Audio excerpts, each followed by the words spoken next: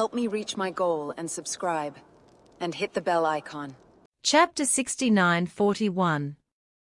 Bernard's series of actions made the whole world take notice and praise him. Except for those employees who were caught off guard. They thought they could rest for 3 years. But unexpectedly, their joy was in vain. And their joy was too short, not even a minute. For the next 3 years, they could either continue to be mascots in their positions, or simply resign and find other jobs. Although being a mascot in the workplace would not be as busy as before, the schedule was still not flexible. And they still had to go to work and leave work at a set time every day. Moreover, for those employees in sales positions, without sales, there would naturally be no sales commissions. Wouldn't this mean that they would only be able to receive a basic salary? In this case, most sales staff would probably not be able to bear it, and would have no choice but to resign. This would actually help Bernard's group reduce costs and increase efficiency. Since he wasn't planning to hire salespeople anyway, if the salespeople resigned, the situation would be even better. He wouldn't need to keep these idle people around. Each store would only need a few security guards and 1 or 2 receptionists. Receptionists didn't need to have client connections, sales experience, or salesmanship. They just needed to be polite and respectful to customers. And without their commissions, the sales elite would naturally leave, without even a penny of compensation. It must be said that Bernard's calculations were extremely shrewd, accounting for virtually every aspect of the process. However, aside from his salespeople, no one else could see through this and simply believe that Bernard was the best boss in the world. He was absolutely amazing, the epitome of a modern capitalist. Completely overturning the underlying logic that capitalists were all vampires. For a time, Bernard's radiant humanity shone brightly around the world. The president and his staff were now like defeated roosters. It was over. It truly was over. Furthermore, Bernard's current positive influence was incredibly powerful. Not only could the country not control him, but it also needed to provide him with a satisfactory response. Otherwise, with the global attention he had generated, the US government's reputation would be severely damaged if it didn't address the issue head-on. By this point, the officials realized the situation was hopeless. Protecting this mercenary company is no longer easy. The only solution is to sever ties and slaughter the dog. So, the official said dejectedly, "All right, give up resistance. There's no need to think about countermeasures now. Have the FBI immediately launch an investigation and thoroughly investigate the mastermind and the core motive behind the White Horse Island incident." The round-faced aide said, "This incident is actually a secret peace agreement between Blackwater and the Syrian opposition. The opposition wants to use it to eliminate Hamid and seize his impregnable base. Blackwater wants to use this attack to blame the Cataclysmic Front. Seize the opportunity to label it a terrorist organization.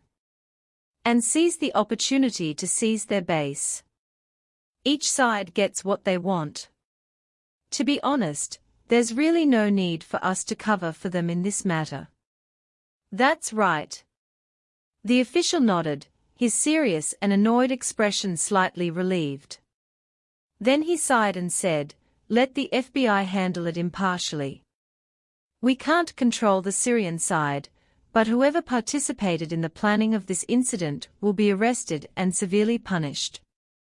At this point, the official said depressedly, "But if this happens, most of the senior executives will probably not be spared.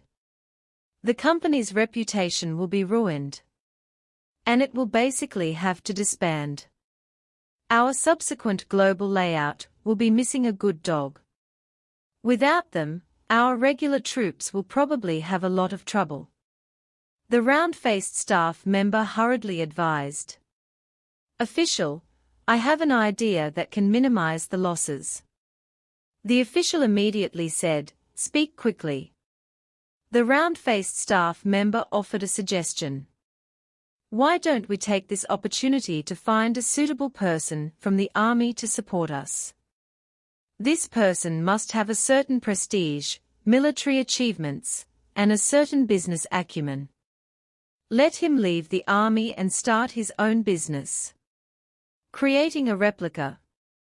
Then we will secretly help, taking advantage of the FBI's comprehensive investigation, and we will be able to obtain the identities of all their mercenaries. We will take out the list of these mercenaries and give it to this person. And then find a few obedient and sensible tycoons from Wall Street to invest in his company. In this way, he has connections, prestige, money, and information about Blackwater's mercenaries. He can naturally attract those scattered Blackwater mercenaries and quickly form a fighting force. Besides, this is the black glove that we support ourselves. So it will definitely be more controllable. It will not be like Blackwater, which was too clever for its own good. What do you think? Holy shit. The official blurted out in surprise. This is definitely the best plan you've come up with in a while. Very good, I'm very satisfied. Let's do it just as you planned. Execute Blackwater publicly to appease the people and get rid of the reputational problems. Then we'll completely dismantle it and give it a new look. Chapter 69-42. The round-faced aide smiled shyly at the praise and then said, by the way, sir, I think we still need to warn Syria to stop them from causing any more trouble. We'll conduct an open investigation into this matter. And everyone will be paying close attention to their every move for a long time to come. Yes, the official nodded, saying, running that shabby place is nothing more than taking a risk and illegally extracting some oil. It's not a profitable business. Tell them to behave themselves and stop causing us any more trouble. After landing in China late at night, Charlie and his family happened to see Bertnard's live broadcast. Even he couldn't help but marvel at the old man's business acumen. He had found a way to exploit the rules he had set to maximize his profits. First, Bertnard's revenue in that market would plummet to zero, while all costs would remain exactly the same.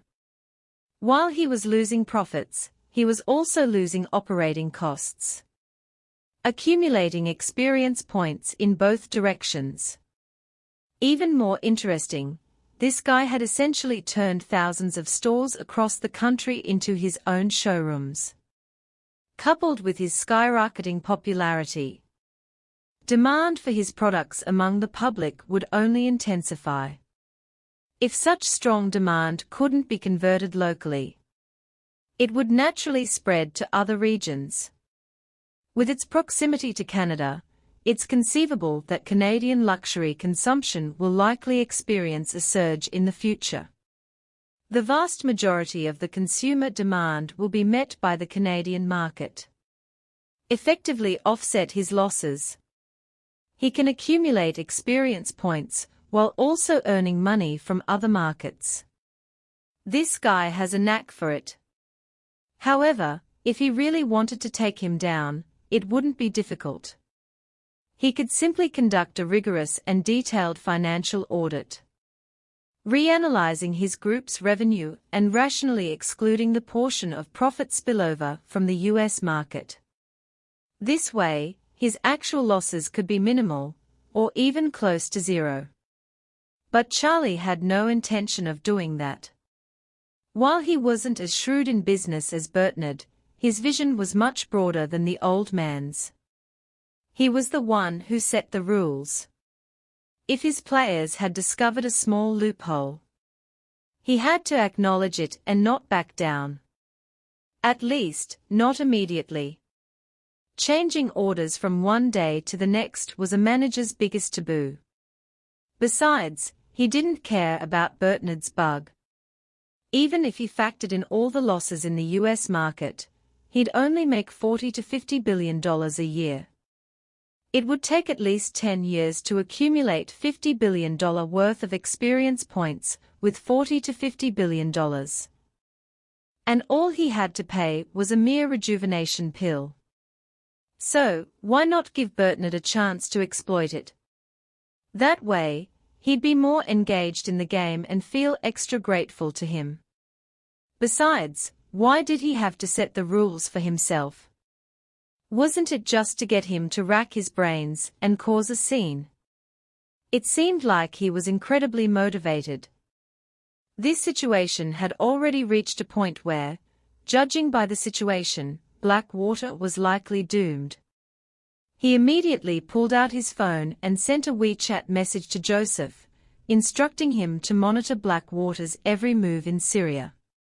It was likely doomed, and they would have to withdraw completely before that. However, given the way of doing things here, they would definitely replace Blackwater. Once it withdraws from Syria, it would have to monitor for new mercenaries returning. Charlie also reminded him that while Cataclysmic Front wasn't directly responsible for the Whitehorse Island incident, it also revealed their shortcomings in intelligence. Since they had already invested in a permanent base in Syria, they needed to monitor every move. Intelligence work is a never-ending process, requiring complete penetration to prevent such incidents from happening again. Joseph was also watching Bernard's live broadcast. He realized that Blackwater's actions had essentially sealed the deal. He had initially been a little excited, because if Blackwater fell, Cataclysmic Front would become the world's largest mercenary organization. But after hearing Charlie's reminder, he realized that even if it disappeared, there would still be white water, red water, blue water, and green water. He couldn't be too optimistic, let alone overconfident. Furthermore, he was indeed responsible for his inadequate intelligence work, having been tricked by these people before. So he immediately replied, "Mr. Wade, don't worry. I will be absolutely diligent in collecting every move in Syria and the entire Middle East, and strengthening my intelligence company. If something like this happens again, I will accept military court for dereliction of duty." Although the Cataclysmic Front is a mercenary organization, it is always managed with a highly military approach. Its core structure is a highly organized and disciplined army, with not only its own rules and regulations, but also its own set of military laws and even its own military courts. Joseph's attitude had effectively cut off his own escape route. Although his responsibility wasn't significant, Charlie was quite satisfied that he had taken on this responsibility.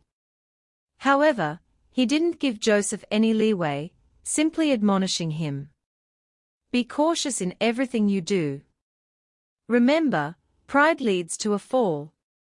This statement served as a warning and an acknowledgement of his work at the same time.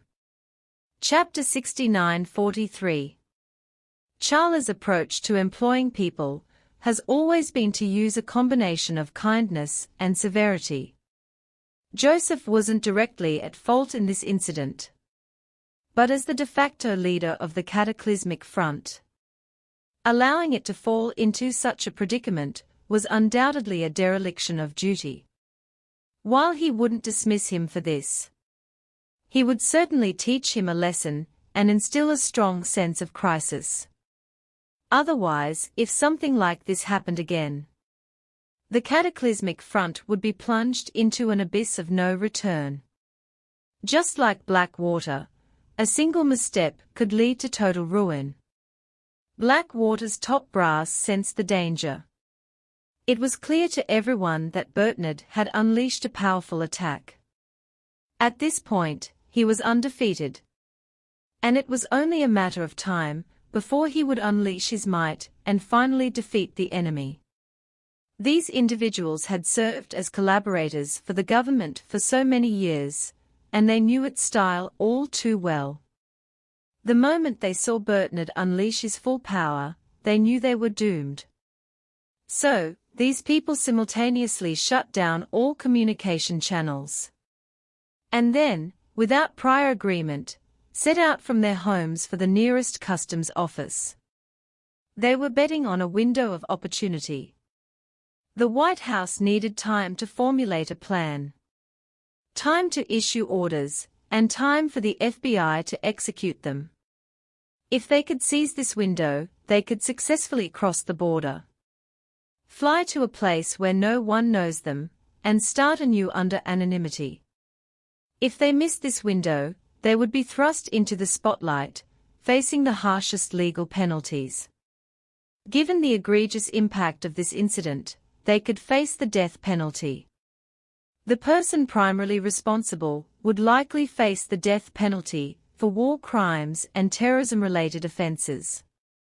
The others would likely face life imprisonment without parole. Ultimately, dying in prison. However, while they were well versed in the workings of the local government, they had little understanding of the official style. Professional politicians carefully consider everything before taking action. Carefully considering each step before truly taking it. This approach reduces the chance of error, striving not to achieve anything but to avoid mistakes. Meanwhile, business people, struggling in the business world, fear nothing more than missing out on making money. Knowing where there's money to be made, they'll rush in even if they are only halfway through. Therefore, the moment the high officials decided to abandon Blackwater, they immediately passed the order down to avoid complications. At that point, the security system placed all senior Blackwater executives on an internal arrest list. Once on this list, all customs systems were instantly synchronized.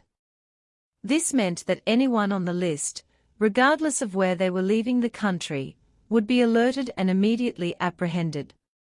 Furthermore, this system matched not only the personal information of those listed, but also their biometrics, including fingerprints and facial features. DNA analysis is even retrieved for those who had already provided DNA data. Since every person leaving the country must undergo facial recognition and photo taking, coupled with AI to detect disguises. Even if the target person used a completely different identity to pass through customs, their facial recognition would still be matched, triggering the police. In this situation, there is no other way to leave the United States except by smuggling. Blackwater's executives, however, believed they still had a chance. So, each armed with their alternate passport information, they hurried to the nearest international airport and booked the earliest flight out of the country. As long as they could escape, even if it was just to Mexico, they could immediately change their identities and flee to the next country. Unfortunately, upon arriving at the airport, without exception, they were caught red-handed while going through customs. Immediately afterwards, the government announced an emergency press conference that afternoon. They revealed that the press conference would focus on Blackwater and the Whitehorse Island terrorist attack. But the media were kept in the dark about the details. Bertnard knew he had lost miserably. Under its immense pressure, the government would undoubtedly bring harsh punishment to Blackwater. Not only could he claim credit from Charlie, but he could also start a wonderful business of profit for points in the local market. Afterwards, he immediately called Charlie. By this time, Charlie had already returned home. And his family, exhausted from the journey, had already fallen asleep. After receiving a call from Bernard, he went to the vacant room on the first floor and answered the call. The moment the call was connected, Bernard could not help but excitedly say to Charlie, "Mr. Wade, the government has allowed those media outlets to smear me like crazy. I have just publicly announced that I have completely broken with them." Chapter 69:44. Charlie deliberately pretended to be confused and said with a smile, "Your break with them is your personal decision. I respect your personal decision. And you don't need to ask for instructions or report to me." Sure T. Bernard's heart skipped a beat, and he nervously pondered. Is Charlie planning to deny his words? If he attributes my withdrawal from the market to a personal decision not under his orders, then won't he give me any points? If that's the case, I'm screwed. He turned pale with fear, a cold sweat pouring down his face. And his arm, holding the phone, began to tremble uncontrollably. He suppressed his inner fear and tentatively asked, "Wade. Mr. Wade. I was at the press conference at the time and couldn't directly consult you. So I took the initiative to announce my withdrawal from the local market. I wonder if you can still give me some points." After saying this, he was extremely nervous, afraid that Charlie would say no. Charlie, on the other end of the line, smiled faintly and said, "Your reputation is now at its peak. The whole world regards you as the most righteous, wealthy man. This time, not only has all your previous negative information been completely cleared, but your reputation has even reached a new high. More importantly, according to my speculation, even if you shut down the entire market there, your global sales will not decrease but increase. The local market will also spill over to neighboring Canada and the whole of Europe. So you shouldn't suffer any substantial losses from this decision. You may even usher in a new wave of growth. Furthermore, your fame was already far-reaching during your time on Whitehorse Island. Add to that this trip, and you can be said to have reaped a huge harvest of fame and fortune." Although Charlie had already tacitly approved of Bernard's actions, he had to let him know that he had seen through his calculations. He had to make him understand this first, and then express his approval of his actions, so that he would know that he was being lenient. If he didn't make this clear, he might think that his cleverness had successfully fooled him, and that he hadn't seen through his motives. Seeing through him, exposing him, making him extremely nervous, and then granting him a pardon. He would never again dare to take any chances, or try to play tricks on me. Instead, he would be even more grateful and respectful of me. This was the old saying, first suppress, then praise. Furthermore, I had to point out everything I had done for him. The astonishing achievements on Whitehorse Island, the passionate sentiments. These were all opportunities and platforms I had created for him. Without me, how could he have achieved his current immense reputation? This kind of reputation could not be bought with money. No one could buy such merit. While Charlie lacked Bernard's cunning business acumen and tactics, his control over people's hearts was far more profound than that of this 70-year-old man. Therefore, he had to keep a firm grip on him. At this moment, Bernard was truly panicked. He thought this trick could trap Charlie, even make him, like everyone else, be intimidated by his righteousness. But unexpectedly, Charlie saw through everything. He felt as if he'd been stripped naked in public, filled with shame, nervousness, and fear. So, he could only smile bitterly and say, "I'm sorry, Mr. Wade. I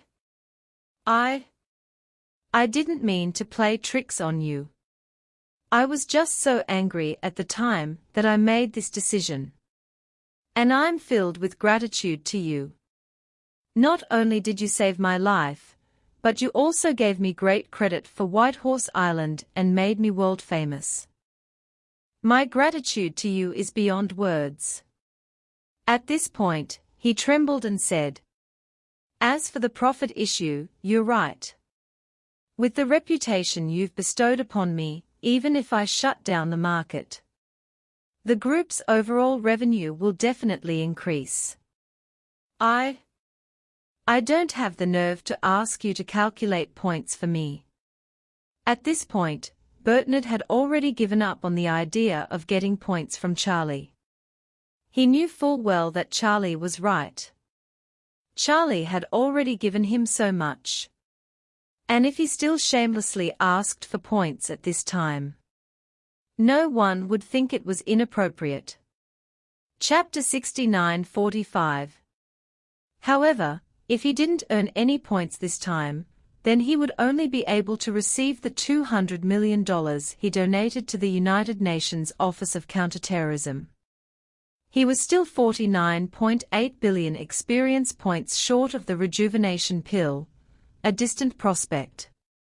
Just as he was feeling dejected, Charlie said calmly, "However, you handled things beautifully this time. Even if Blackwater is completely destroyed, the Cataclysmic Front will benefit from this operation and experience greater opportunities for development. So I can make an exception and grant you points for your losses in the local market. However, if you act without permission next time, I will definitely not make an exception for you."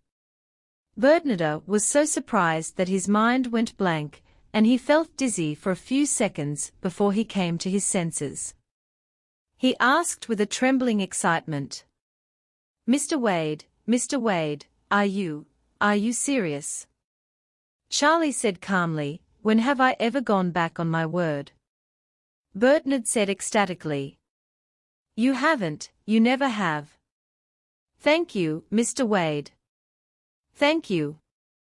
After saying this, he immediately stated, "Mr. Wade, in order to help the Cataclysmic Front further enhance its strength, I personally wish to donate to the Cataclysmic Front $2 billion. Bertnard knew full well that, given Charlie's status, background, and current industrial and financial strength, he wouldn't care about tens, or even hundreds of billions of dollars. Even adding a zero wouldn't have caught his eye. Giving him 2 islands wouldn't have meant anything to him. And even giving him tens, or even hundreds of billions of dollars outright wouldn't have been a big deal. However, Bertnard felt that since Charlie was the de facto controller of the Cataclysmic Front, he might as well play to his will and spend the money on the Cataclysmic Front. With Blackwater's imminent destruction, the Cataclysmic Front would undoubtedly face new opportunities for development. A donation at this time would surely help it rapidly improve its strength. In reality, the Cataclysmic Front wasn't short of money. Charlie had provided it with numerous long-term benefits, and its revenue was substantial. It had invested heavily in its base construction, and even its communications satellites were already underway. However, when it comes to infrastructure, more money is always better, just like urban planning. If you have enough money, it's always a good idea to build the widest possible path. Seeing that Bertnard was sensible and must be willing to give the money, Charlie smiled and said, "Okay, since you are so thoughtful, I will thank you on behalf of Cataclysmic Front." Bertnard breathed a sigh of relief and said repeatedly, "Mr. Wade, you don't have to be so polite to me. You have helped me so much. It is only right that I show some appreciation." I will be very happy if you don't mind my shabby sales. Charlie smiled and asked him. The government there is probably going to hate you to death now. What are your plans next? Bernard hurriedly said, Mr. Wade, I plan to stay here for a few more days. All the stores have to close at dawn. Tomorrow I will hold a meeting of all American executives to arrange the follow-up work. By the way, I will also look for the media to continue to increase exposure. I estimate that the government will be here later today. The government is about to hold a press conference to announce how it will deal with Blackwater. If they are sincere, I will stop and go back to France in 2 days. If they are not sincere enough, I will continue to fight them to the end. Charlie smiled and said, Your courage is commendable. Also, remember to keep all your stores open until midnight tonight. Aren't you in Manhattan, New York? It would be best if you could find the largest store in Manhattan and attend in person, so that the media can create another wave of rhythm. In this way, all your stores will probably usher in a buying frenzy tonight. The money may not be much for you, but once everyone buys it up, you and your group will be on the hot search again. And maybe your sales around the world will increase rapidly. Bernard was slightly stunned, thinking, how did Charlie think of what I was going to do next? However, he still feigned surprise and said, Oh, Mr. Wade, that's a great idea. Thank you so much for the heads up. I'll definitely seize this opportunity to create some buzz. He then didn't forget to flatter Charlie. Mr. Wade, you're a true business expert.